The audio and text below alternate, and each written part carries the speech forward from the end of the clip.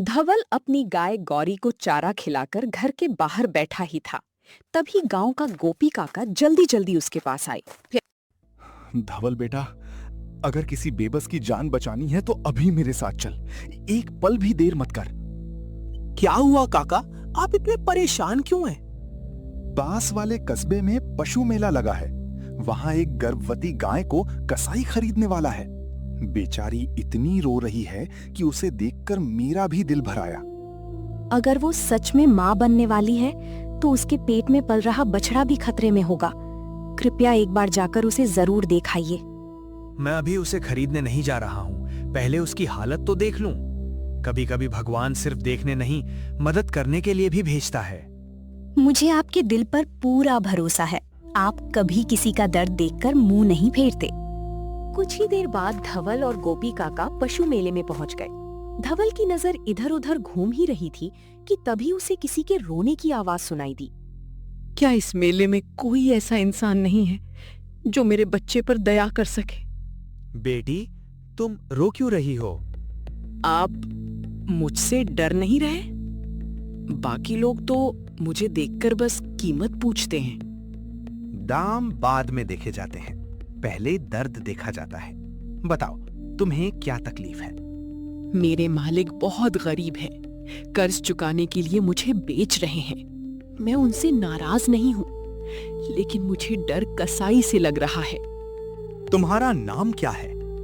मेरा नाम नंदिनी है। बहुत सुंदर नाम है। नाम तो सुंदर है मालिक, लेकिन किस्मत बिल्कुल भी सुंदर नहीं है।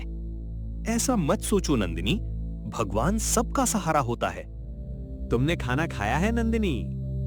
कल थोड़ा सा सूखा चारा मिला था, आज सुबह से कुछ भी नहीं खाया।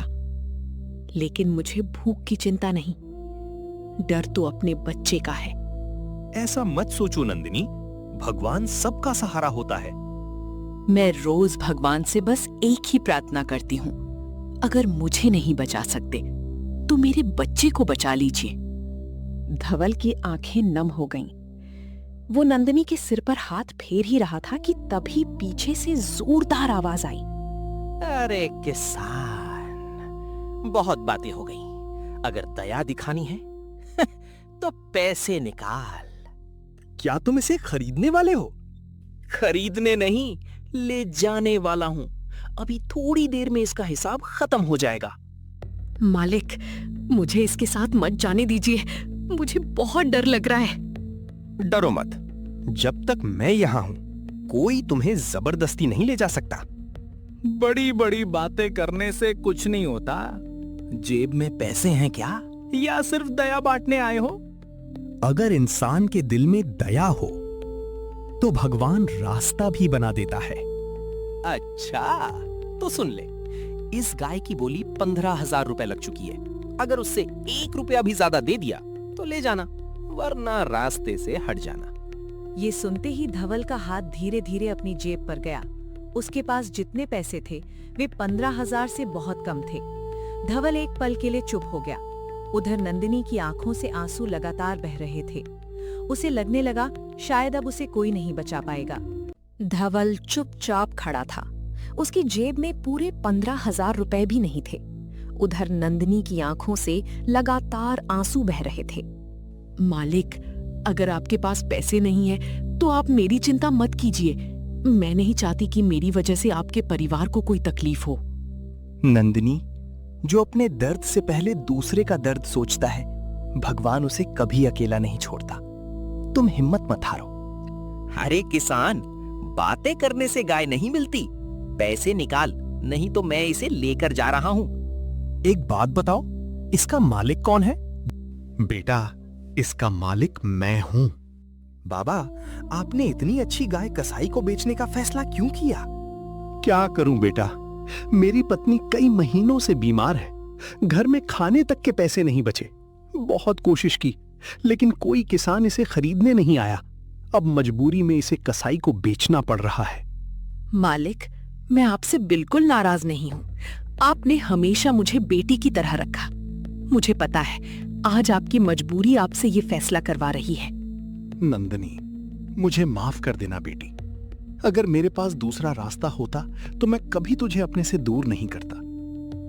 बाजार में खड़े कई लोगों की आंखें नम हो गईं, लेकिन किसी ने भी आगे बढ़कर मदद नहीं की। बस अब ये रोना धोना बंद करो, मुझे और भी जानवर खरीदने हैं। भैरव, जरा ठहरो। अब क्या हुआ? मेरे पास पूरे 15,000 नहीं है, लेकिन जितने हैं मैं सब देने को तैयार हूं। तो क्या मैं दान करने आया हूं? जिसके पास ज्यादा पैसे होंगे गाय उसी की होगी। बाबा, अगर मैं आपको अभी जितने पैसे हैं उतने दे दूं और बाकी पैसे कुछ दिनों में चुका दूं, क्या आप नंदिनी मुझे दे देंगे? बेटा, दिल तो यही कहता है कि नंदिनी तेरे साथ चली जाए, लेकिन मेरे पास समय नहीं है। मुझे आज ही दवा के पैसे लेकर घर पहुंचना है। धवल कुछ पल सोचता रहा, फिर उसने अपनी उंगली में पहनी पुरानी सोने की अंगूठी उतार ली। अरे धवल, ये तो तेरे पिताजी की आखिरी निशानी है। हाँ काका, लेकिन अगर इस निशानी को बचाने के लिए एक माँ और उसके बच्चे की जान चली जाए, तो ऐसी निशानी किस काम की? नहीं मालिक, ऐसा मत कीजिए। मैं आपकी इतनी बड़ी कुर्बानी की वजह नहीं बनना चाहती। तुम कुर्बानी नहीं हो नंदिनी, भगवान की भेजी हुई जिम्मेदारी हो। धवल ने अंगूठी निकालकर बुजुर्ग किसान के हाथ में रख दी। बाबा, मेरे पास जितने पैसे हैं ये भी ले लीजिए, और ये अंगूठी भी। शायद इन सब की कीमत मिलकर आपकी जरूरत पूरी कर दे। बेटा, तू ये क्या कर रहा है? मैं कोई सौदा नहीं कर रहा, मैं एक माँ की जान बचाने की कोशिश कर रहा हूँ। बुजुर्ग किसान की आंखों से आंसू बहने लगे। उन्होंने एक बार नंदिनी को देखा, फिर धवल को। आज से नंदिनी तेरी हुई बेटा। मुझे पूरा भरोसा है, मेरी बेटी तेरे घर में हमेशा खुश रहेगी। मालिक, क्या सचमुच मैं आपके साथ चल रही हूँ? हाँ नंदिनी, आज से तुम अकेली नहीं हो। इतने में भैरव गुस्से से लाल हो गया। ये सौदा मैं नहीं मानता, मैं इससे ज्यादा पैसे देता हूँ। नहीं, अब फैसला हो चुका है। मैं अपनी बेटी को कसाई के साथ नहीं भेजूंगा। ठीक है किसान, आज तू नंदिनी को ले जा रहा है, लेकिन याद रखना, मैं इस बात का बदला जरूर लूंगा। जिस रास्ते पर भगवान साथ हो, उस रास्ते पर मुझे किसी की धमकी से डर नहीं लगता। भैरव गुस्से में वहां से चला गया। धवल ने प्यार से नंदिनी की रस्सी पकड़ी। नंदिनी पहली बार मुस्कुराई। उसे लगा शायद भगवान ने उसकी पुकार सुन ली। धवल प्यार से नंदिनी की रस्सी पकड़कर अपने गांव की ओर चल पड़ा। नंदिनी बार बार धवल को देख रही थी। उसकी आंखों में पहली बार डर की जगह उम्मीद दिखाई दे रही थी। मालिक, आज पहली बार मुझे लग रहा है कि भगवान ने मेरी सुन ली। अब मुझे अपने बच्चे की चिंता पहले जैसी नहीं रही। नंदिनी, आज से तुम्हारी हर चिंता मेरी है। तुम बस अपने और अपने बच्चे का ख्याल रखना। मैं आपके इस एहसान का बदला कभी नहीं चुका पाऊंगी। अगर मुझे मालिक मानती हो तो एहसान जैसा शब्द दोबारा मत कहना। ठीक है मालिक, अब से मैं सिर्फ आपका कहना मानूंगी। चलते चलते नंदिनी अचानक रुक गई। क्या हुआ नंदिनी? मालिक, सुबह से मैंने कुछ नहीं खाया। अब चलने की ताकत भी कम होने लगी है। बस इतनी सी बात? तुम यहीं रुको, मैं अभी आता हूँ। धवल पास के खेत से किसान की इजाजत लेकर ताजी हरी घास ले आया। उसने अपने हाथों से नंदिनी के सामने घास रख दी। लो बेटी, पहले पेट भरकर खा लो। भूखे पेट सफर नहीं किया जाता। इतने प्यार से तो किसी ने मुझे कभी खाना भी नहीं खिलाया। अब पुरानी बातें भूल जाओ, नई जिंदगी की शुरुआत करो। नंदिनी आराम से घास खाने लगी। कई दिनों बाद उसने पेट भरकर खाना खाया था। मालिक, आज मेरा बच्चा भी बहुत खुश होगा। मुझे ऐसा लग रहा है जैसे वो भी मेरे साथ मुस्कुरा रहा है। अच्छा, तो मेरा छोटा मेहमान अभी से शरारत करने लगा? हाँ, जब भी मैं खुश होती हूँ वो पेट में धीरे धीरे हिलने लगता है। दोनों बातें करते करते गांव पहुंच गए। घर के बाहर बंधी गौरी ने जैसे ही धवल को देखा वो खुशी से रंभाने लगी। अरे मालिक, आप आ गए। मैं कब से आपका इंतजार कर रही थी। गौरी, देखो आज मैं तुम्हारे लिए किसे लेके आया हूँ। अरे ये कौन बहन है? मेरा नाम नंदिनी है। अगर आपको अच्छा न लगे तो मैं बाहर ही खड़ी रहूंगी। अरे कैसी बातें कर रही हो बहन। ये घर सिर्फ मीरा नहीं है। जिसे मालिक अपने साथ लाते हैं वो अपने आप हमारा परिवार बन जाता है। सच? तुम्हें मेरे आने से बुरा नहीं लगा? दोनों गायों ने प्यार से एक दूसरे का माथा छुआ। धवल दोनों को देखकर मुस्कुरा रहा था। सुनिए, आप सच में उसे खरीद लाए? हाँ, मैं उसे वहां छोड़ नहीं पाया। लेकिन हमारे पास तो पहले से गौरी है। एक और गाय का खर्च कैसे चलेगा? भगवान जिसने उसे भेजा है वही उसका इंतजाम भी करेगा। ये तो बहुत कमजोर लग रही है। क्या ये दूध भी देती है? बहन, अभी मैं बहुत कम दूध देती हूँ, लेकिन मैं पूरी कोशिश करूंगी कि आप लोगों पर बोझ न बनूं। चिंता मत कीजिए, भगवान जब एक पेट भेजते हैं तो उसका दाना भी साथ भेजते हैं। गौरी, तुम हमेशा इतनी अच्छी बातें कैसे कर लेती हो? उधर गांव से थोड़ी दूर भैरव कसाई गुस्से में अपनी मुट्ठियां भींचे बैठा था। धवल, तूने आज मेरे हाथ से शिकार छीना है। अब देख, मैं तुझसे ऐसा बदला लूंगा कि तू जिंदगी भर याद रखेगा।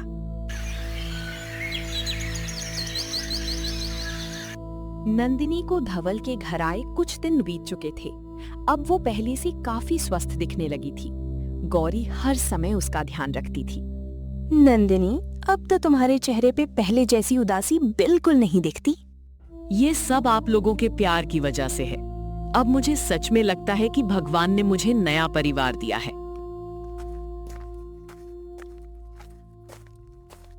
अरे मेरी दोनों बेटियां, आज तुम दोनों के लिए मैं ताजी हरी घास लेकर आया हूँ। वाह मालिक, आज तो दावत होगी। मालिक, पहले गौरी बहन को खिलाइए। उन्होंने हमेशा मेरा ख्याल रखा है। देखा मालिक, अभी आई है लेकिन बात बिल्कुल अपने जैसी करती है। इतने में नंदिनी अचानक थोड़ा असहज होकर खड़ी हो गई। क्या हुआ नंदिनी? कुछ नहीं मालिक, बस लगता है मेरा बच्चा पहले से ज्यादा हिलने लगा है। अरे वाह, इसका मतलब हमारा छोटा मेहमान जल्दी आने वाला है। भगवान करे वो बिल्कुल तुम्हारी तरह सीधा और प्यारा हो। उसी समय घर के बाहर किसी ने जोर जोर से आवाज लगाई। धवल, बाहर निकल। क्या बात है कालू? सुना है तू मेले से एक गर्भवती गाय उठा लाया है। उठाकर नहीं लाया, उसकी जान बचाकर लाया हूँ। जान बचाने से पेट नहीं भरता। देख लेना, एक दिन यही गाय तुझे सड़क पर ले आएगी। अगर किसी की जान बचाने से मैं गरीब हो जाऊं, तो मुझे ऐसी गरीबी मंजूर है। ठीक है, फिर बाद में मेरे पास मदद मांगने मत आना।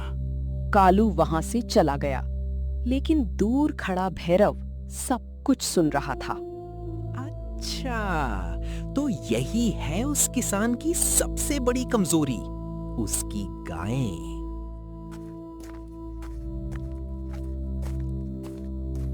उस रात सब लोग सो चुके थे। गौरी और नंदिनी भी आराम कर रही थीं। तभी आंगन के बाहर किसी के कदमों की आहट हुई।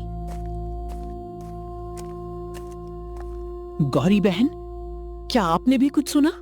हाँ, कोई बाहर जरूर है। मुझे बहुत डर लग रहा है। डरो मत, जब तक हम साथ हैं कुछ नहीं होगा। उसी समय बाड़े का दरवाजा धीरे धीरे खुलने लगा। एक काला साया अंदर आया। उसके हाथ में मोटी रस्सी थी। आज मैं नंदिनी को वापस लेकर जाऊंगा। मालिक, मालिक बचाइए! नंदिनी की आवाज सुनते ही धवल की आंख खुल गई। वो बिना एक पल गवाए बाहर की तरफ दौड़ा। कौन है? मेरे आंगन में कौन घुसा है? धवल की आवाज सुनते ही वो साया तेजी से भागने लगा, लेकिन जाते जाते उसने नंदिनी की रस्सी खोल दी। डरी हुई नंदिनी इधर उधर भागने लगी। नंदिनी, रुको, उस तरफ मत जाओ। घबराहट में नंदिनी गांव के बाहर वाली पगडंडी की ओर दौड़ पड़ी। धवल भी उसके पीछे दौड़ा, लेकिन अंधेरे में नंदिनी अचानक उसकी आंखों से ओझल हो गई। नंदिनी, नंदिनी तुम कहाँ हो? पूरे गांव में नंदिनी का कहीं पता नहीं चला। धवल की आंखों में चिंता साफ दिखाई दे रही थी। उधर नंदिनी अकेली, डरी हुई, अपने पेट में पल रहे बच्चे को बचाते हुए कहीं अंधेरे में छिपी हुई थी। धवल पूरी रात हाथ में लालटेन लेकर नंदिनी को ढूंढता रहा। नंदिनी, बेटी जहां भी हो एक बार आवाज दे दो, मैं तुम्हें अकेला नहीं छोड़ूंगा। बहन, डरना मत, हम सब तुम्हें लेने आ रहे हैं। तभी दूर जंगल की तरफ से किसी गाय के दर्द से रंभाने की आवाज सुनाई दी। ये आवाज, ये तो नंदिनी की है। चलो जल्दी चलो। धवल, गौरी और गांव के कुछ लोग आवाज की तरफ दौड़ पड़े। एक पुराने बरगद के नीचे नंदिनी जमीन पर बैठी हुई थी। वो दर्द से कांप रही थी। मालिक, मुझे माफ कर दीजिए, मैं आपको छोड़कर नहीं जाना चाहती थी। मैं बहुत डर गई थी। अरे पगली, गलती तुम्हारी नहीं है।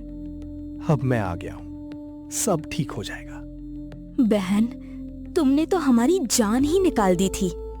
बहन, मुझे लगता है मेरा बच्चा अब इस दुनिया में आने वाला है। गोपी काका, जल्दी गांव से वैद्य जी को बुलाइए। कुछ ही देर में गांव के वैद्य और कई गांव वाले वहां पहुंच गए। सब ने मिलकर नंदिनी की मदद करनी शुरू कर दी। घबराइए मत, बस इसे प्यार और हिम्मत दीजिए, सब ठीक होगा। नंदिनी, हिम्मत रखो बेटी, हम सब तुम्हारे साथ हैं। मालिक, अगर मेरे बच्चे को कुछ हो जाए तो? चुप, ऐसी बात दोबारा मत कहना। आज भगवान भी तुम्हारा साथ छोड़कर नहीं जाएगा। कुछ देर बाद पूरा जंगल एक प्यारी सी आवाज से गूंज उठा। एक सुंदर स्वस्थ बछड़े ने जन्म लिया। अरे, हमारा छोटा मेहमान आ गया। भगवान, आज आपने मेरी मेहनत सफल कर दी। बेटा, तुम्हारा इस दुनिया में स्वागत है। माँ, क्या यही हमारे मालिक है? हाँ बेटा, अगर ये हमें नहीं बचाते तो आज हम दोनों जिंदा नहीं होते। मालिक, मैं बड़ा होकर आपकी सेवा करूंगा। बस तुम हमेशा अपनी माँ का ख्याल रखना, यही मेरे लिए सबसे बड़ा इनाम होगा। उसी समय भैरव वहां पहुंच गया, लेकिन इस बार उसके सामने पूरा गांव खड़ा था। अब क्या लेने आया है? मैं लड़ने नहीं आया, मैं अपनी गलती मानने आया हूं। गलती मान लेना आसान नहीं होता। बोलो, क्या कहना चाहते हो? जिस दिन मैंने नंदिनी की आंखों में आंसू देखे, उस दिन पहली बार समझ आया जानवर भी दर्द महसूस करते हैं। मैं लालच में इतना अंधा हो गया था कि इंसानियत ही भूल गया। अगर आपको सच में अपनी गलती का एहसास हो गया है तो आज से किसी बेबस जानवर को मत सताइए। मैं वादा करता हूं, आज के बाद किसी गाय को नुकसान नहीं पहुंचाऊंगा। गांव वालों ने भी भैरव को एक मौका देने का फैसला किया। नंदिनी और उसका बछड़ा खुशी खुशी धवल के घर रहने लगे। गौरी पूरे प्यार से छोटे बछड़े के साथ खेलती थी। रत्ना भी अब नंदिनी को अपनी बेटी की तरह मानने लगी थी। धवल, सच कहते थे आप, जिस घर में दया रहती है वहां भगवान भी जरूर रहते हैं। भगवान मंदिर में बाद में मिलते हैं, सबसे पहले किसी बेबस की मदद करने वाले दिल में मिलते हैं। मालिक, आज मैं सच कह सकती हूँ, मुझे नया घर नहीं, नया परिवार मिला है। और इस परिवार में अब कोई अकेला नहीं रहेगा। अब हम हमेशा साथ रहेंगे।